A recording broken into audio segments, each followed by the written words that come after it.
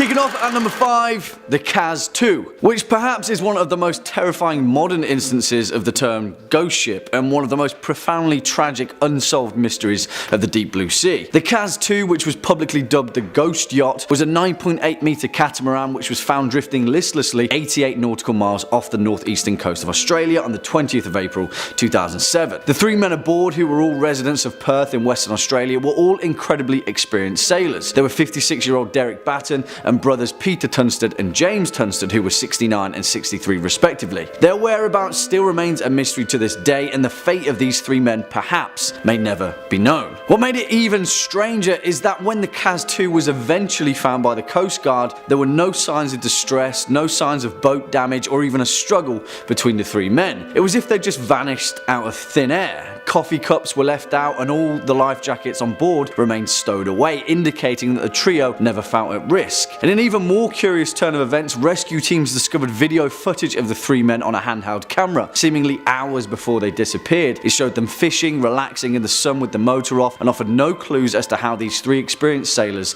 disappeared at sea. Although an inquiry was later drawn, no definitive conclusions were ever reached, and only theories remain about the ultimate fate of the Kaz-2. Coming in at number 4, the Lady Lovibond. Of course, no list would be complete without a good old sea shanty of jilted lovers and ghostly revenge. As the legend goes, the Lady Lovibond was a schooner that is alleged to have been wrecked on the Goodwin Sands just off the southern coast of Kent on the 13th of February 1749. But if you ask any old sailor worth their salt, they'll tell you that it just so happens to have a habit of reappearing every 50 or so years as a ghost ship. As the story goes, the captain of the ship, a man named Simon Reed, had just been married to his bride Annetta and was celebrating the joyous occasion with a cruise bound for Oporto in Portugal. Now, it is high time to mention that a long-standing sailor's superstition was that back in the day it was grave bad luck to bring a woman on board, and in many ways the legend of the Lady Lovibond is a cautionary tale that exemplifies that fact. According to the tale, the ship's first mate, a man named John Rivers, was a rival for the hand of the captain's young wife, and in a jealous fit of rage he killed the crewman manning the ship's wheel and steered the vessel into the treacherous Goodwin Sands, killing absolutely everyone on board. And if you're asking me, that is a stark overreaction. But nevertheless, since that fateful day in 1749, the Lady Lovibond has been sighted on numerous occasions with an ethereal, ghostly glow, eternally bound to wander the ocean. Next up at number 3,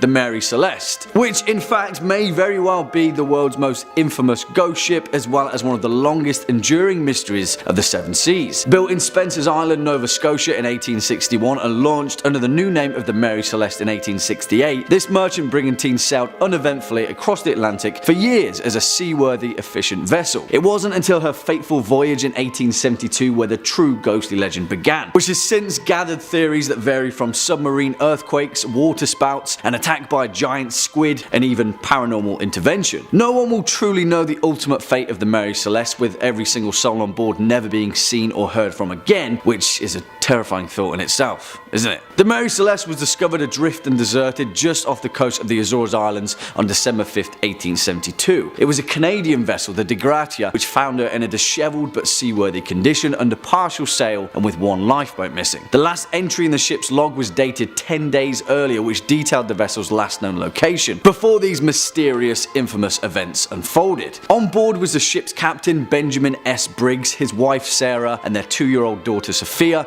and 8 seasoned crew members, all veterans of the sea. It poses the question, what dire threat did the Mary Celeste face that caused a highly experienced captain to abandon his ship? Nothing was stolen, all of the crew's possessions and cargo were exactly as they'd left them, but in all likelihood, we may never know. Swinging in at number 2, the Flying Dutchman. Of course, this legendary vessel couldn't not make this list. The ghost ship that can tragically never make port, doomed to navigate the perilous ocean for eternity. In actual fact though, the Flying Dutchman has had such an impact on nautical culture that it's easy to overlook the treacherous tale of its origin. It is thought that the legend of the Flying Dutchman first originated from the 17th century golden age of the Dutch East India Trade Company, a mega corporation that had a stranglehold monopoly on the Dutch spice trade that ran ran throughout the 16 and 1700s, where tale was told of a Dutch man of war that was lost just off the Cape of Good Hope. Purportedly, every soul on board perished after being ravaged by a violent tempest. The following few days, numerous other trading ships reported seeing a ghostly, ethereal vessel out in the foggy mist of the ocean, flying the exact same colours as the Dutch vessel. Since then, the Flying Dutchman has gathered notoriety as the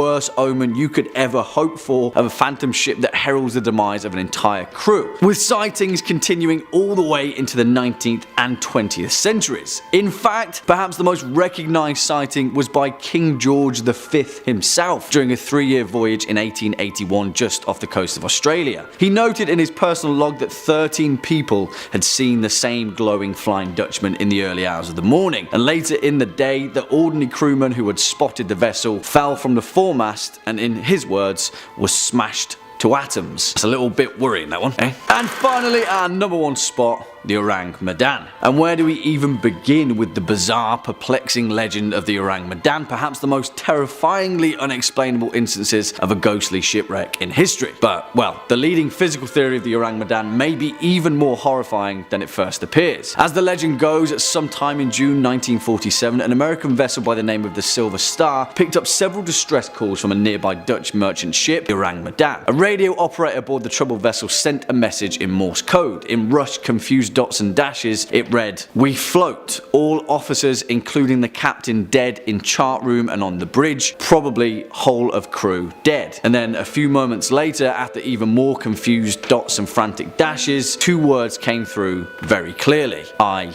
die." Then silence. Nothing more was heard of them. But well, when the Silver Star eventually located and boarded the apparently undamaged and otherwise seaworthy Ourang Medan, what they found absolutely horrified them. Every single person aboard was found dead, sprawled on their backs, frozen in fear, with their mouths gaping open and their eyes staring straight ahead. There were no survivors, but even more terrifying, apparently no signs of injury or foul play. Just as the Silver Star crew was preparing to tow the ship to a nearby port, a fire broke out in the Ourang Medan, which shortly exploded before finally sinking into the depths. Since this horrifying incident, theories have ranged from the vessel carrying a highly dangerous chemical nerve agent to an entanglement with the CIA after the result of a secret experiment to an unprovoked alien assault. But if you haven't already sensed a theme with this particular list, it seems that we may never know. Kicking off at number 5, the SS Baychimo. Now, although many tales of ghost ships and their legend are mired in murky mystery and spotty historical records, this one is perhaps one of the most well-documented cases of a ghost ship in nautical history. Built in Sweden in the year 1914, the SS Baychimo was used as a trading vessel for routes between Hamburg and Sweden in and throughout the First World War. After the war, though, it was shipped over to Canada, where it was employed by the Hudson's Bay Company, carrying cargo throughout the Arctic region. There, on October 1st, 1931, during a routine voyage, a devastating storm blew in, and the Baychimo was trapped in pack ice just off the coast of Alaska. The crew quickly abandoned ship, traveling over the ice to the nearest town of Barrow, Alaska,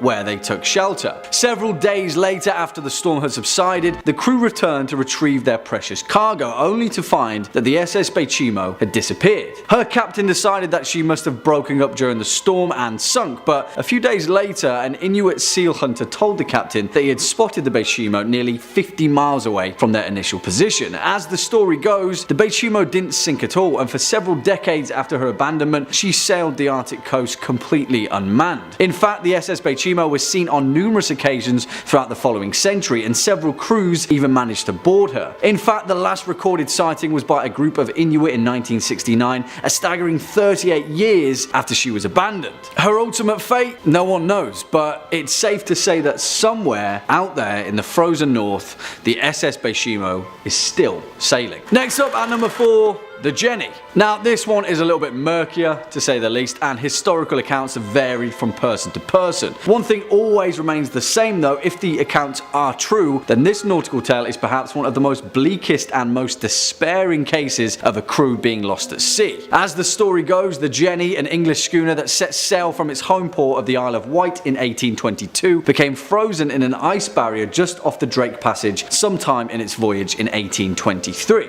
Nearly a decade later, later, in 1840, the stark remains of the ship had been dislodged by the ice, only to be discovered by a nearby whaling ship. As some accounts tell, when the crew first saw the ship, they saw 7 figures standing to attention on the main deck, and so thought that the vessel was manned. As they got closer though, they discovered the grim truth. The 7 figures standing to attention were in fact frozen in place, turned to ice by the Arctic cold. Things only got worse from there though, and as the crew of the whaling ship explored the vessel, they found more and more bodies frozen in time deeper below the deck. As some reports go, as the crew came to the captain's cabin, they found him frozen in place with a pen in his hand. The final note written in his log read, May 4th, 1823. No food for 71 days. I am the only one left alive. Yeah, spooky stuff. Coming in at number 3, the SS Valencia. Now, this one's a little bit more interesting to say the least, because it's a verified fact that the wreckage of the SS Valencia can still be seen to this day, scattered along the beach and rocky shoreline of Vancouver Island's West Coast Trail. After the ship struck a reef during a storm in 1906, the wreckage of the SS Valencia was considered to be the worst maritime disaster along the western North American coast, otherwise known as the Graveyard of the Pacific. The Valencia was a small ship, a passenger steamer that had a long history of carrying both passengers, cargo and troops, but at the time of her ruin she was operating as a tour boat, often running routes from San Francisco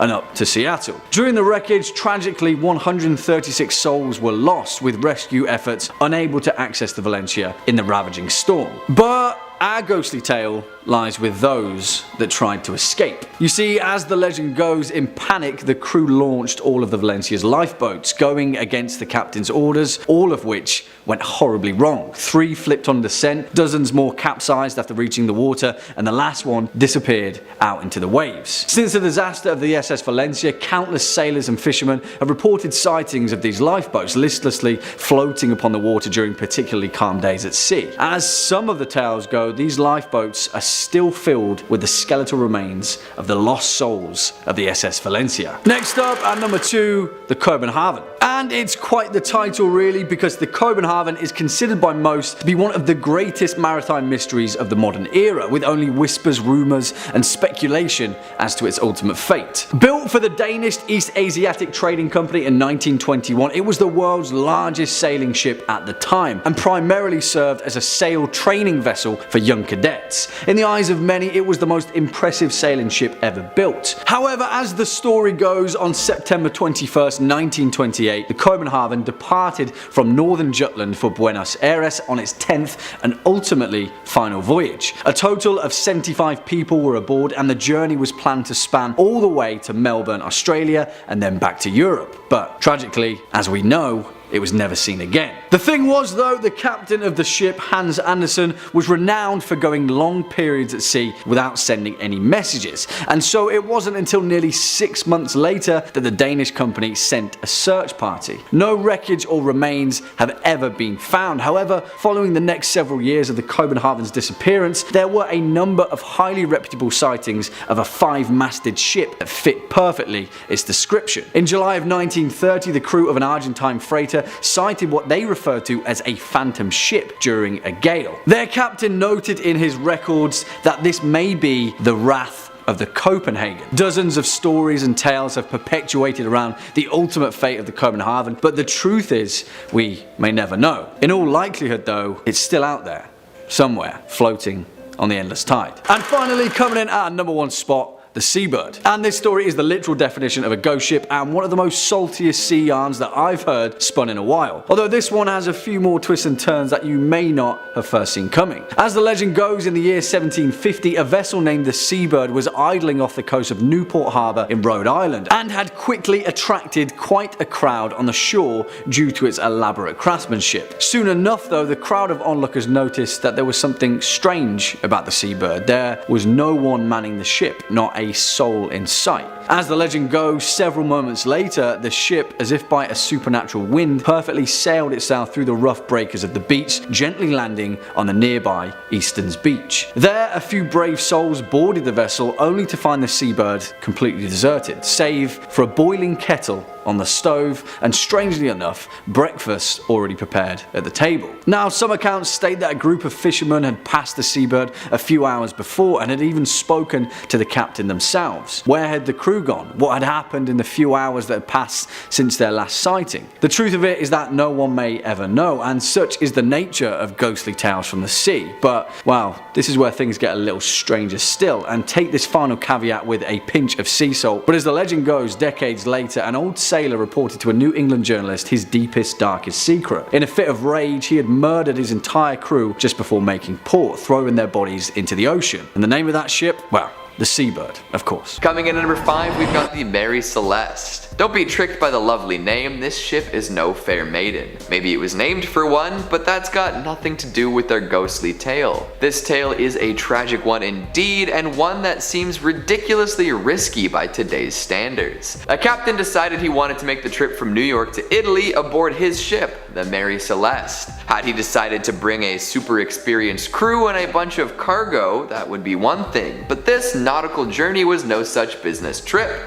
Instead, he decided to bring his wife, 2-year-old daughter, and a crew of 7. That's a small group of people for such an extensive journey, especially when bringing one's family along. But everyone boarded the ship regardless and headed out to sea. Their journey should have been about a month, but they never arrived in Italy.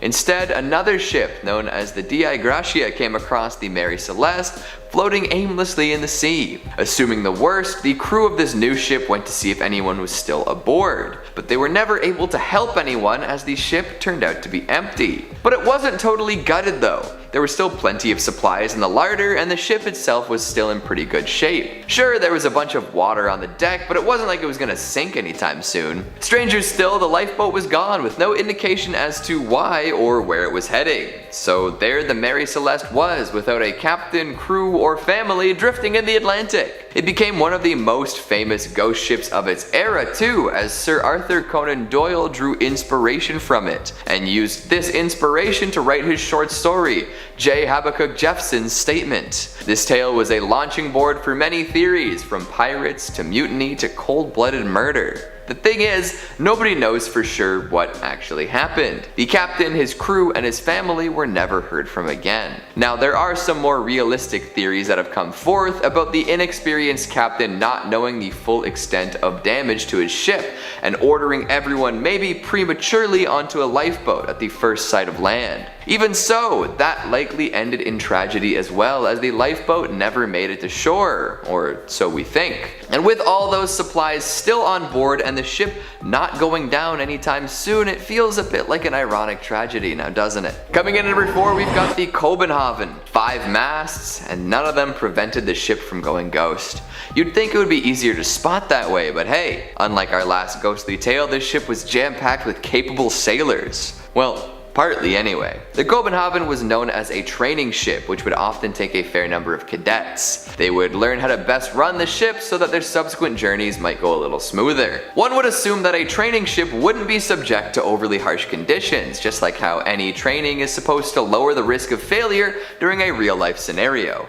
Unfortunately, this was not the case. 60 sailors marched aboard this well-fitted ship, and once they departed, they were never seen again. The ship had all anyone would need to succeed, including plenty of lifeboats, an auxiliary engine, and a wireless communication system. So, what went wrong? Nobody really knows. It left the Rio de la Plata on December 14th, heading to Australia. On the 21st, the crew was in touch with another ship and all seemed to be well. After that though, they went totally silent. Some think they ran into an iceberg, others claim that it could have been something more sinister. Either way, darkness and fog definitely played into the equation. For years, the Kobenhaven was missing in action with nothing to show for it. However, some sailors did claim to see a phantom ship with 5 masts sailing the seas. Now, the ghost crew hasn't attempted to communicate with anybody yet, nor has anybody been able to get close enough to confirm what they've seen. But you'd better believe those cadets are seasoned sailors by now. Back in 2012, a wreck was discovered that many believe to be the Kobenhaven. However, this still goes unconfirmed. Coming in at number 3, we've got the tale of the Jenny. Now, the tales I've told up until this point have been mysterious indeed. The fates of the folks on board are up in the air and may never be fully explained. The story of the Jenny is just as mysterious, especially because it's been contested by a few folks, but the fate of the crew, if you believe the story, is more cut and dry, or should I say, frozen and wet. In this unsubstantiated story of oceanic horror, the crew of a ship named Hope came across what appeared to be a ship in pretty good shape. From a distance, there appeared to be crew members working on the deck. This struck the crew of the Hope as a little strange, as the Jenny had been missing for many years. When they got closer, it all started making sense though. The men they had seen atop the ship were indeed still there, but not alive. Each one was frozen solid, met with a frigid end. Yikes. Things got worse when the captain of the Hope decided to check out the inside of the ship, where he found more frozen corpses. The Jenny's captain was discovered frozen to a chair with a journal nearby. The final entry in his log read, "No food for 71 days. I am the only one left alive." That one sentence carries all sorts of latent horror, with images of more than 2 months without food in a horrible frozen environment. One has to wonder if any crewmates became food for the survivors, and what life must have been like as Hope faded by the day. Coming in number 2, we've got the Baron Falkenberg. Here's a general rule for life. Don't kill your brother and his bride. If you can't abide by that, maybe you deserve to be carted out to a ghost ship and doomed to roam the waters until time immemorial. The good Baron was unable to follow this seemingly simple rule and ended up in a less than savory position. The story goes like this. One day, after being missing for quite a while, Baron Falkenberg's brother returned home. Folks were quite pleased with his return, and the brother proposed marriage to a lovely young maiden the Baron himself was interested in. At their wedding feast, the Baron lost his temper and cracked his sibling over the head with a bottle, killing him. The bride-to-be was terrified and ran off, but the Baron pursued her to confess his love. This didn't go over very well, and the woman told the Baron that she'd rather be dead than be with him. A very literal man, the Baron interpreted this dramatic retort as a request, and he stabbed her. Realizing the grave mistake he'd made, the Baron fled to the beach, where he found a man with a dinghy waiting. This man told the Baron that the captain was waiting for him and rowed out to a much larger ship off the shore. From there, the Baron boarded the ship, and for the past half a millennium, he's remained on board. This ship always seems to be heading north, flickering with blue flame and filled with skeletal sailors. And finally, at number 1, we've got the Palatine. Forget the Block Island sound, we're talking about the Block Island light. If you ever find yourself around Rhode Island between Christmas and New Year's, take a look across the water at night. It's said you might see an old ship blazing against the darkness. There are many stories about where this ship came from, and none have been officially confirmed. Some say that the crew had come down with a terrible illness and the captain would not let them go to shore. Others say that folks from Rhode Island lured the ship to the shoals in order to take what they could from it, killing the remaining passengers. And then there's the alternate version where the locals actually rescued the folks on board and nursed them back to health. So why is the ship on fire in the ghostly apparitions then? Well, apparently a woman was left on the island by the ship and eventually came to be known as a witch. She got her revenge on the vessel by imagining it on fire and cursing it for leaving her alone. This idea became more popular, and now the story involves a flaming ship. Coming in number 5, we've got the MS Antonia Graza. What better way to kick off a list about ghost ships than with the vessel from the movie Ghost Ship. Folks really love this one and come out in droves to sing its praises whenever possible. It's easy to understand why, too. With an absolutely brutal opening sequence and plenty of phantom fun aboard a wicked Italian ocean liner, there's a little something for everyone. The mystery behind the ship's fate is a fascinating one too, revealed over the course of the flick to great effect. See, all we really know about this ghost ship at the beginning is that there's some sort of tampering that caused the entirety of the crew and passengers to be sliced in half by a very tense wire. The only survivor was a young girl, as she was too short to be whipped in twain. Well, she survived the initial disaster, but being alone on a ship in the middle of the sea doesn't bode well for anyone. Decades later, a salvaged tugboat comes across the ghost ship and decides to give it a whirl. Upon boarding, they discover an enormous bounty of gold bars and an even more impressive collection of wayward spirits. They meet all sorts of ghosts who give them wishy-washy answers on what happened to them, all while some tugboat crew members are lured to untimely deaths by tricky spirits. This ghost ship keeps getting, well, more ghastly. It's a mystery right up until the very end, and even then there's more to discover. It's more than just ghosts aboard this ship, there are demons and soul collectors aboard as well. And if you think that's the end of it, well, I've got some news for you.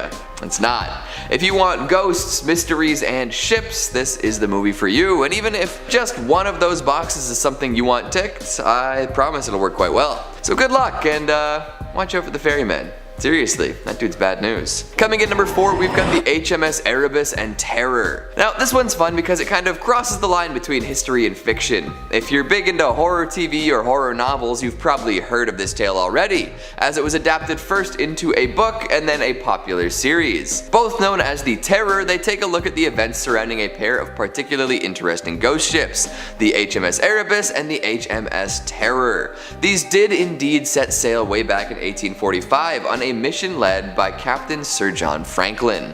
They were meant to explore the last unnavigated bits of the Northwest Passage to see if there was anything to be learned from the magnetic data up there. Unfortunately, both ships became trapped in ice in what one day would be Nunavut. Not ideal, right? Well, some theorize that the deadly cold and lack of supplies were only the beginning of these sailors' problems. There are many possibilities and variables when you put over 100 men on a couple of ships stuck in a frozen wasteland, and for many years, nobody truly knew what their fates were. After being icebound for more than a year, the ships were abandoned. It's said that Franklin and many others had already died by that point. With that knowledge, the rest of the crew, including Francis Crozier and James Fitzjames, went out in search of land. They were never heard from again. More than a century and a half later, both wrecks were discovered and they're both regularly explored and studied. But what happened when the ships were stuck? Why did the crews wait so long before striking out for land? Were there really no other options? In The Terror, a terrifying monster is introduced to keep the plot tense and exciting. Could such a creature really have appeared? Elements like madness and cannibalism are also introduced in the fictional retelling of this wreck, which seems like they could have played a part in the real-life tragedy. Still, the tales from the ships are just as chilling now as they've ever been, and the fates of all those who abandoned the ships at the end are still a mystery. Did they freeze and fall beneath the surface? Were they discovered by Arctic predators? Maybe they were taken in by nearby tribes, never to return to their previous lives. Someday we may find out the truth, but for now, it's all conjecture. Coming in number 3, we've got the Wind Waker's ghost ship. Now we're back to some total fiction. In the most seafaring of the Legend of Zelda games, of course there's going to be a mysterious ghost ship to discover. Many folks looking back on their gaming experience recall this encounter with trepidation. It was freaky to find a ghastly vessel in what seemed to be a relatively cheerful game, especially when you couldn't actually interact with the ship without a specific chart. It would coast around the ocean, moving from place to place based on the position of the moon. Sailing at night became more of a thrill once you knew a ghost ship could cross your path. Worse yet, if you did have the appropriate chart and made it on board, you'd be greeted with plenty of skulls and a few enemies, which tells the tale of a very unfortunate crew if you ask me. Thankfully, there is treasure to be found on this ship, and once you open it, the entire ship will disappear, with a really creepy laugh to boot. Unbeknownst to the treasure seeker, they'll end up unconscious on their boat afterwards. How'd they get there? Who did those skulls belong to? Where did the boat go? All good questions, but not all of them have good answers. Ask around and you'll just hear tales of terror. Apparently the person who put the ghost ship chart together died shortly afterwards, so you can't even ask for more details. Oh well, that's life. Or afterlife. Coming in number 2, we've got the SS Edmund Fitzgerald. How does that old tune go again? A favorite of dads and policy majors everywhere. Well, we're not here to discuss Gordon Lightfoot, although it is a quality segue into this topic. We're here to talk about the largest ship to ever sink on one of the Great Lakes. This monolithic masterwork full of ore was famous for playing music all the time, which would entertain those along the shores when it passed through. However, it did meet a grim fate, and the story is still quite well known today. During a pretty routine trip, a hefty storm brewed. The captain was aware of this and sent some messages relaying the issues, but never a distress signal. However, that might have been helpful, as during the voyage that ship sank and all 29 crew members perished. To this day, no bodies have been recovered. Nobody knows exactly what happened to the Edmund Fitzgerald. After years of examination and theorizing, many potential factors could have come into play. Some say that it may have been swamped, others claim it could have suffered structural failure or even been shoaled. Regardless of the actual problem, no reports from the ship itself materialized, so it's possible we'll never know. And finally, at number 1, we've got the Flying Dutchman. Anyone else have their first experience with this ghostly tale through SpongeBob SquarePants? Only 90s kids remember, am I right? I'm gonna have to retire in shame after that one.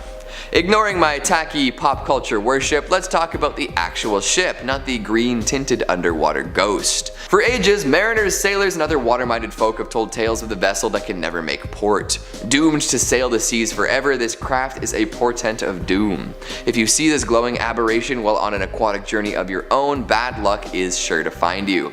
The origins of the ship are hotly contested, ranging from vengeful pirate tales resulting in a cursed ship to a captain selling his soul for safe passage after ignoring warnings of danger. But one can be certain that the deck is loaded with the souls of criminals and ne'er-do-wells. If you hear cries of "ah, ooh, ah," or spot a ghastly green light while sailing the seven seas, good luck.